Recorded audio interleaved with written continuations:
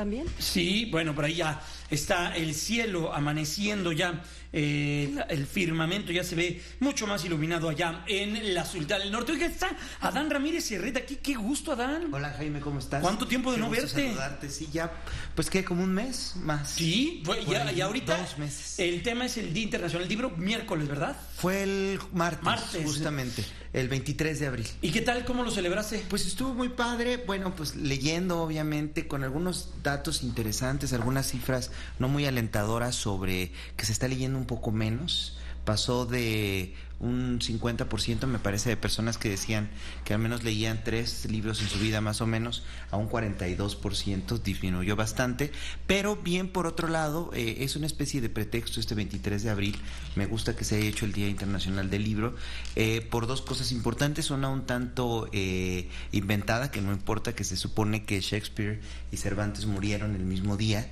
de 1616, los 2 grandes quizás escritores de la modernidad, uno español y otro inglés de la literatura occidental. Y también porque es el día de San Jordi, que sí, esta tradición catalana que quiere decir que consiste en regalar un libro y una flor. En algún momento era que creo que los hombres regalaban una flor y las mujeres un libro, y afortunadamente ahora ya es indistinto, no importa qué género tengas, puedes regalar lo que sea o las 2 cosas a la vez.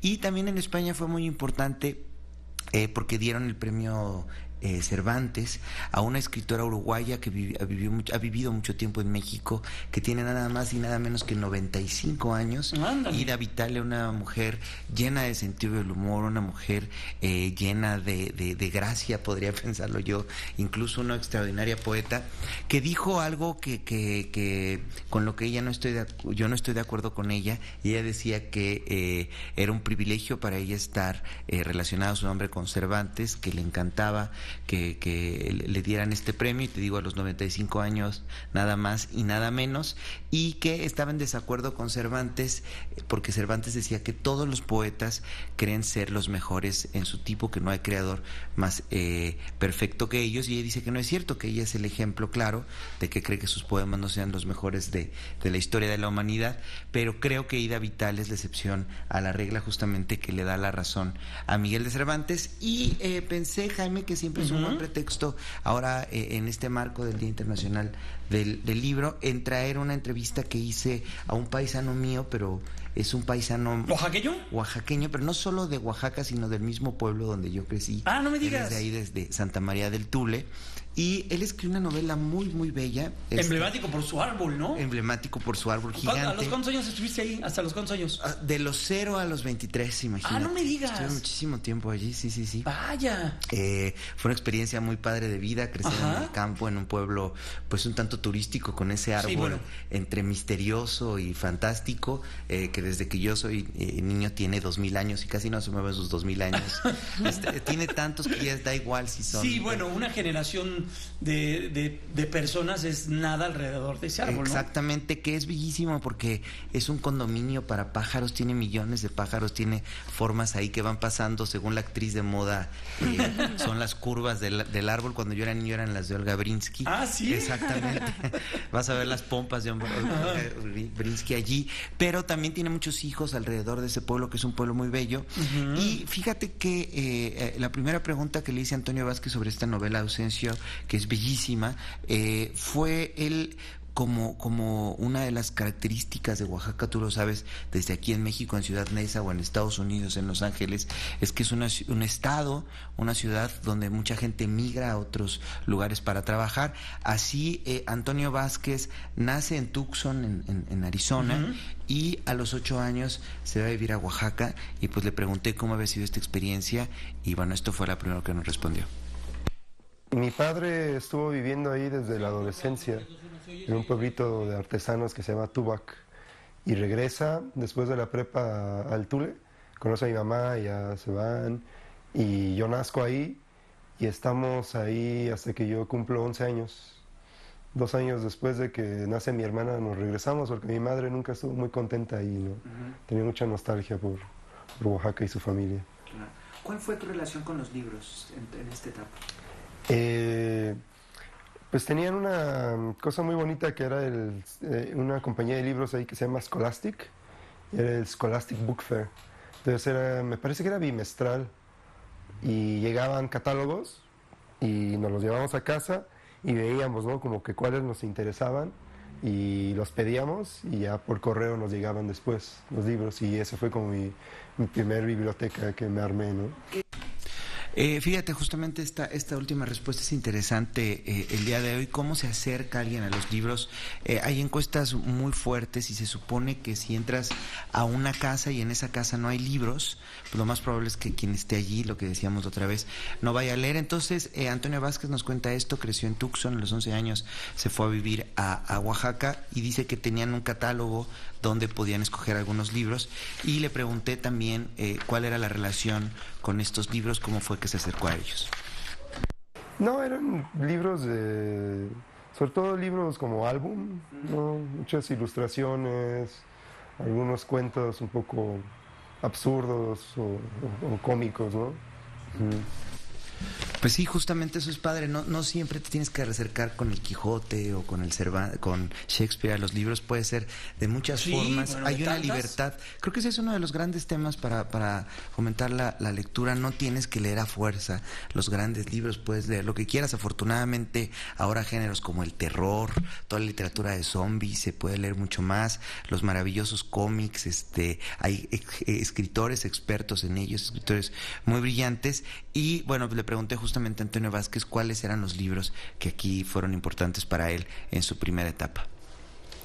Yo creo, ahora que lo pienso, porque siempre me preguntan, ¿no? ¿En qué momento quisiste ser escritor? Y respondo, ¿no? Pues cuando leí Bajo el Volcán, al final, pues sí me quedé muy impresionado. Pero no había reparado que Oaxaca es muy importante en esa obra, ¿no? Está ahí, ¿no? Es un primer acercamiento. Y pues también las obras de Rulfo, está muy presente en Oaxaca y no solo en Pedro Páramo, ¿no? Ni en Lubina. Y te das cuenta por la fotografía de Rulfo que sí, esos ambientes son muy oaxaqueños, ¿no? Y como que esos eran mis antecedentes de cómo tratar Oaxaca, ¿no? Bueno, dice algunos libros muy importantes, sin duda Bajo el Volcán de Malcolm Lowry, que es un libro muy interesante, escrito en Cuernavaca, pero se juega con que también es la ciudad de Oaxaca, que por cierto, hay una anécdota muy buena de Malcolm Lowry, que terminó el libro, no lo hacías en Word y tenías salvado, sino lo tenías físicamente. En hojas, ¿no? Si perdías esa copia estabas perdido. Él celebra que termina la obra, se va a emborrachar a una cantina en Cuernavaca y extravía el manuscrito. Híjole. Por fortuna lo encontró después, pero bueno, si no lo hubiera tenido que haber vuelto a escribir. No, sido, imagínate, porque ahí no hay archivos. Otra obra, exacto. Ajá. Fíjate que una de las características, ahora que hablamos del Tule y de Oaxaca y todo esto, es que había algo que a mí me aterraba de niño allí, que eran los jaripeos, esta especie de rodeos donde las personas, sobre todo los hombres, montan toros de una forma... Es una tradición, ¿no? Es un deporte nacional, de hecho. Es un deporte en la ciudad, pero aquí es con toros, y los toros, pues no es algo que vayas como un estadio, sino están en medio de la cancha de fútbol donde ponen los murillos. Entonces de repente los toros salen enfurecidos y pues tú estás ahí muy cerca, puede suceder cualquier cosa. Entonces le pregunté justamente sobre esto, que es una de las cosas importantes en esta novela, el choque que hay del niño que crece en Tucson y que llega a vivir al pueblo de Oaxaca, donde todo cambia, de donde los papás son oriundos y por lo tanto tienen unas obligaciones que antes no tenían. Y pues bueno, esto nos respondió. Sí, y es un evento familiar, o sea, eso es lo impresionante, ¿no? Hay niños ahí corriendo como si fuera una feria, ¿no? Pero ya desde esa edad están expuestos a esa violencia. Y no sabemos realmente qué tanto es el impacto de eso, ¿no? Entonces a mí sí me impresionó mucho ver un jaripeo por primera vez. Sí me sentí muy vulnerable, ¿no? Muy frágil.